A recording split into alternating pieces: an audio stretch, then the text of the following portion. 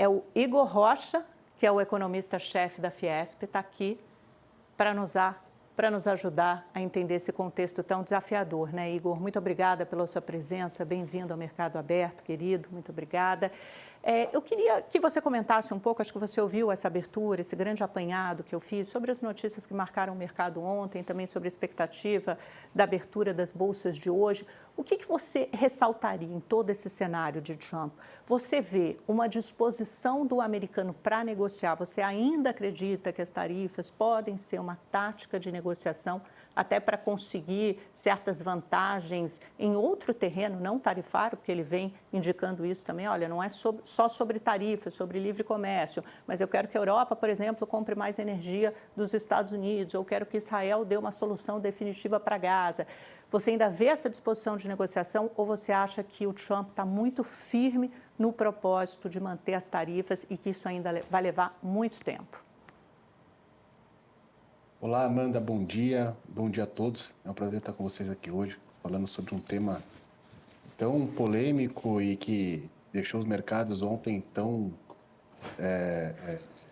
uma condição de bastante incerteza, né? Eu acho que a sua pergunta, Amanda, veio bem no ponto, porque qual que é a grande questão por trás e por que eu acho que essa estratégia que está sendo posta é um pouco delicada, né?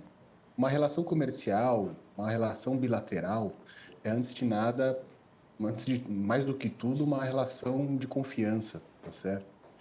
E eu acho que essa estratégia de colocar alguns países contra a parede, esse tom que está sendo posto, eu acho que é muito arriscado, né, quanto a essa estratégia de confiança. A confiança, as relações comerciais, quando a gente olha países como o Canadá, como o México, historicamente países parceiros dos Estados Unidos, né?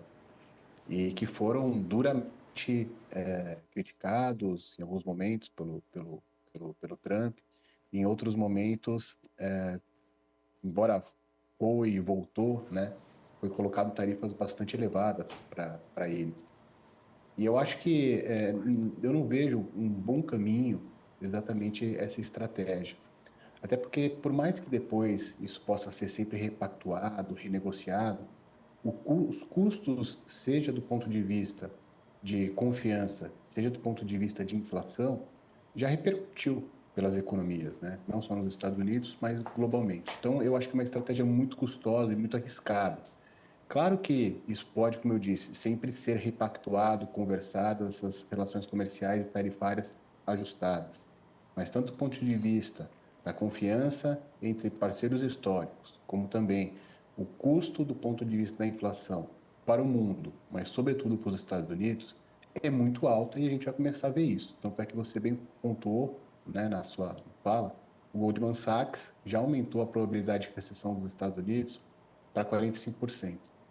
É importante lembrar que há uma semana atrás, essa possibilidade era cerca de 25% pelo próprio banco, ou seja, em uma semana aumentou 20%. E outras tantas casas estão revendo exatamente essas possibilidades, né? O Atlanta Fed já coloca no primeiro trimestre um risco de recessão bastante elevado nos Estados Unidos. Então, no final do dia, qual é o custo dessa estratégia? Será que, por mais que volte e sejam repactuadas essas tarifas, será que no final do dia valeu a pena? Minha avaliação é difícil de falar que valeu a pena. Eu não acho que é uma estratégia adequada. Igor, vou te pedir licença um minutinho. A gente vai fazer um breve intervalo na televisão, para quem nos assiste pela televisão, mas nós continuamos ao vivo no YouTube e assim eu posso fazer a próxima pergunta para o Igor. Na verdade, Igor, antes de fazer a próxima pergunta, eu quero mostrar um gráfico que está justamente no seu estudo sobre a Fiesp. O Igor me mandou ontem uma longa análise e a gente selecionou alguns gráficos que mostram o que talvez esteja nessa raiz das tarifas de Trump. Um dos fatores, naturalmente, que é o quadro esperado de deterioração fiscal nos Estados Unidos. Vocês achavam que fosse só no Brasil, né, pessoal, que a gente fala sobre ajuste fiscal? Não é, não. É porque os Estados Unidos são os emissores de moeda. A moeda deles, o dólar, é reserva de valor. Mas, mesmo assim, eles têm um problema fiscal cada vez mais elevado. Primeiro, a evolução das despesas, que esse gráfico da Fiesp mostra. Olha como evoluiu muito rapidamente desde 2022. Por que 2022? Isso é o pós-pandemia. Você tem todos aqueles pacotes fiscais, tanto na administração Trump como depois na administração Biden, que aumentaram tremendamente os gastos, de 6 bilhões para 10 bilhões de dólares a evolução das despesas. E a trajetória esperada, eu imagino que sejam trilhões, né, gente? Não sei se está errado ali. A trajetória esperada para a dívida pública nos Estados Unidos percorreu a mesma trajetória. A gente fala da nossa trajetória de dívida, né, chegando a 76%, mais ou menos na casa de 76% do PIB. Olha onde está a dos Estados Unidos, 131,7% do PIB. Mas é claro, normalmente eles pagam juros baixos por causa dos treasuries, os títulos do Tesouro Americano, que são considerados os mais seguros do mundo. Então, eles se financiam a juros muito baixos. Só que o problema é que esses juros não estão mais tão baixos assim. Eles subiram depois da inflação da pandemia. Eles saíram lá daquele valor de 0,5%, 1%, que era muito baixinho, para casa de 4,25% a 4,5%. Isso dificulta o financiamento dos americanos. Quero voltar para o Igor para perguntar, Igor, porque ontem o Trump mencionou isso durante a coletiva dele na Casa Branca. Ele disse que eles precisam reduzir o déficit fiscal americano. E as tarifas são um instrumento, além de reindustrialização e trazer de volta os empregos da manufatura, que a gente vai conversar daqui a pouco, mas ele também fala que esse crescimento do déficit fiscal pode ser resolvido em parte, endereçado em parte, tanto com os cortes daquele Departamento de Eficiência Governamental, que é dirigido pelo Elon Musk, quanto pelas tarifas, né? Bem, Amanda, quando a gente pensa em endividamento público, tem duas coisas que a gente precisa acertar, né?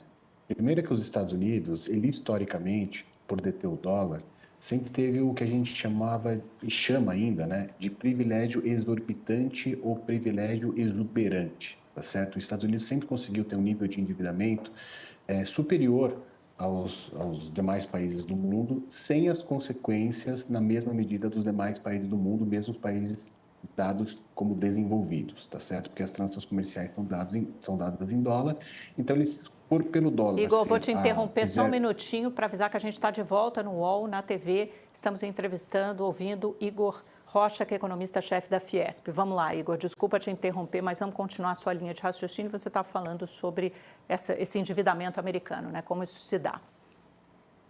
Exatamente. Como eu estava falando, os Estados Unidos sempre teve esse chamado privilégio exuberante ou privilégio exorbitante, né? Para ele ter o dólar e o dólar ser a moeda de transação global, ou seja, a moeda de reserva de valor mundial. Então, por mais que os Estados Unidos sempre tivesse esse endividamento historicamente alto, ele sempre teve uma manobrabilidade quanto ao seu endividamento muito maior que o resto do mundo, sobretudo nos emergentes e, com certeza, também nos chamados países desenvolvidos. O que está sendo posto agora, que eu acho que é um pouco arriscado, é o próprio Estado americano começar a colocar em xeque esse privilégio do dólar, não com palavras, mas sobretudo com ações, né? No momento que começa a promover muitas criptomoedas, no momento que começa a falar, olha, o Estado americano pode estar no nível de insolvência, os economistas falarem isso, os analistas, os gestores, é uma coisa. O próprio Estado americano falar é outra coisa, né? A gente, como você bem colocou, a gente mostra essa trajetória de endividamento americano. É uma trajetória de endividamento forte, mas é importante também destacar que esse nível de endividamento no pós-pandemia foi praticamente global, tá certo? Poucos países conseguiram voltar para o nível do endividamento pré-pandemia. Claro que quando você olha o gráfico, que vocês bem projetaram aí, ela volta, ela tem uma certa acomodação, mas não no patamar pré-pandemia, né? E quando a gente fala, olha, vamos fazer um ajuste fiscal na agressividade que está sendo posta nos Estados Unidos, a relação dívida-PIB, como o próprio nome fala, dívida sobre o PIB. Se você reduzir o PIB, a sua dívida também aumenta. Então, qual que é o manejo da política econômica? É você conseguir, obviamente, fazer um ajuste fiscal sem que você tenha uma contração do PIB tamanha que, no final das contas, você somente enxugou o gelo, tá certo? Você fez com que o seu endividamento, em termos proporcionais ao PIB, aumentasse. Então, o que está sendo posto agora é a agressividade que vai ser feita desse ajuste que está sendo proposto pelo Dodge, que não somente em setores estratégicos dos Estados Unidos, como a CIA, FBI, etc., como também o impacto que isso vai ter do ponto de vista da atividade econômica e do emprego, né? Cabe destacar que o setor público dos Estados Unidos sempre foi um carro-chefe, vamos chamar assim, do deep state americano, que ajudou em diversos momentos a promover o desenvolvimento econômico daquele país. Claro que é sempre importante um ajuste fiscal, isso não se trata dessa discussão. A perenidade das contas públicas sempre é algo que tem que ser perseguido. Mas o problema é que a forma que está sendo feita, de maneira um pouco, na minha visão, bagunçada e sem uma análise mais minuciosa do risco-retorno dessa estratégia, é o que eu acho que é um pouco arriscado. Eu estou até falando aqui com o pessoal da minha produção, porque eu ainda ia mostrar mais uma arte dos Estados Unidos, mais um gráfico, mas eu acho que a gente pode falar um pouco de indústria brasileira, Igor, explorar com você na Fiesp, como ela pode ser afetada por essas tarifas no Brasil. Porque a gente sabe que a nossa pauta exportadora para os Estados Unidos é completamente diferente, por exemplo, da pauta exportadora para a China. Acho que 80% mais ou menos da nossa pauta exportadora para os Estados Unidos são manufaturas, até porque Brasil e Estados Unidos são concorrentes na produção de agro, né, de produtos agrícolas, agropecuários. Então, tem um gráfico aqui que a gente mostra a participação da indústria, como ela vem aumentando nesses últimos anos. Ela teve um declínio brusco, né, mas se a gente puder mostrar aqui, ela aumentou nesses últimos anos. Acho que a indústria de transformação, principalmente, também é um gráfico da Fiesp, acho que chegou a 3,8%, não é?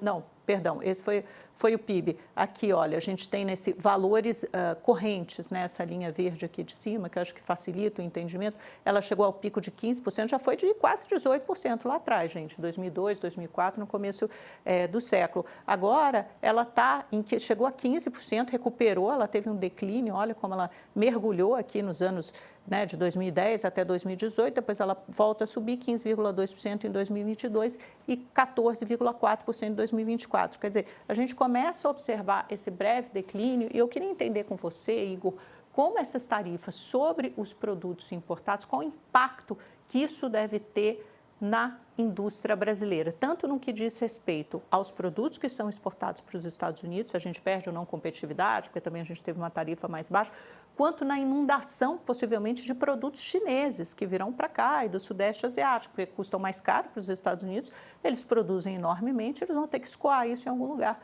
E o Brasil é uma economia de 200 milhões de habitantes, né? Mais.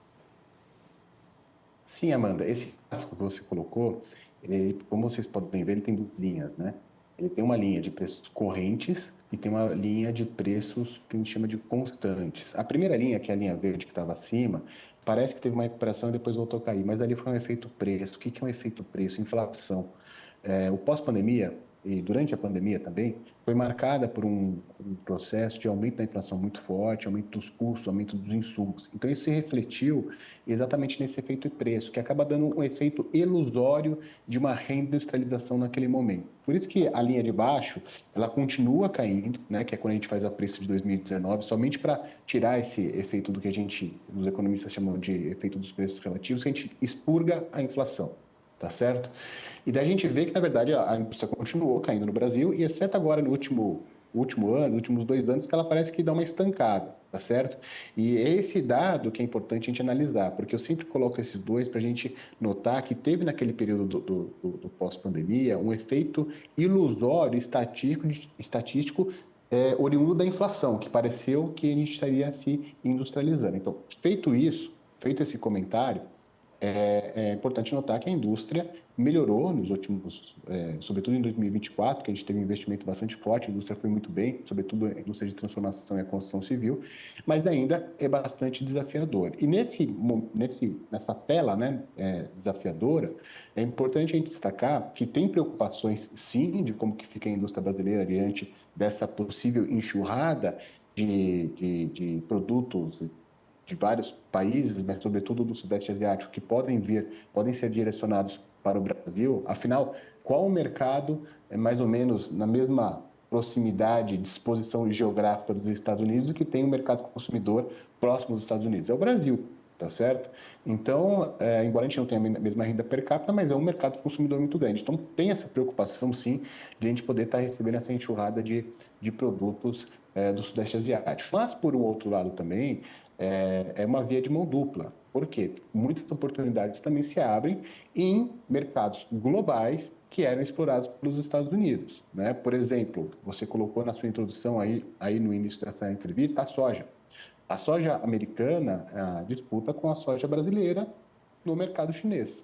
Então, poderia abrir uma possibilidade bastante interessante de a gente aumentar as exportações de soja no mercado chinês. Então, assim, claro que as relações comerciais, isso se persistir da maneira que está sendo posta, vão sofrer um rearranjo, tá certo? De produtos, obviamente, que a gente pode ter uma preocupação quanto a essa enxurrada que vem para cá, mas, por um outro lado também, de mercados que se abrem para o Brasil. E é importante destacar que mais comércio para o país que está envolvido, importações e exportações, é melhor do que menos comércio para o país que está envolvido. Ou seja, o Brasil tem possibilidade, sim, de explorar esse novo mundo de maneira virtuosa. É isso, Igor. Só uma última frase sua mesmo, que a gente tem poucos segundinhos. Você tinha uma projeção de crescimento de 2% do Brasil. Isso deve ser revisto se esse pacote tarifário se mantiver? Olha, sim, Para o Brasil, né? provavelmente, Para né? deixar claro. Sim, as casas provavelmente vão estar fazendo essas revisões. O problema é que a gente não consegue fazer essa revisão porque o longo prazo, que era 5 anos, agora está 24 horas, né? Como vocês podem acompanhar, e o curto prazo, que era 2 anos, agora tá 2 horas. Então a gente não consegue muito fazer nenhum tipo de rearranjo do ponto de vista de projeção, porque a gente tem que esperar um pouquinho para ver como que as coisas vão se acomodar, porque senão fica um pouco enxugando o gelo. Mas sim, seja para cima ou seja para baixo, a gente vai estar revendo assim que as coisas se estabilizarem mais um pouco.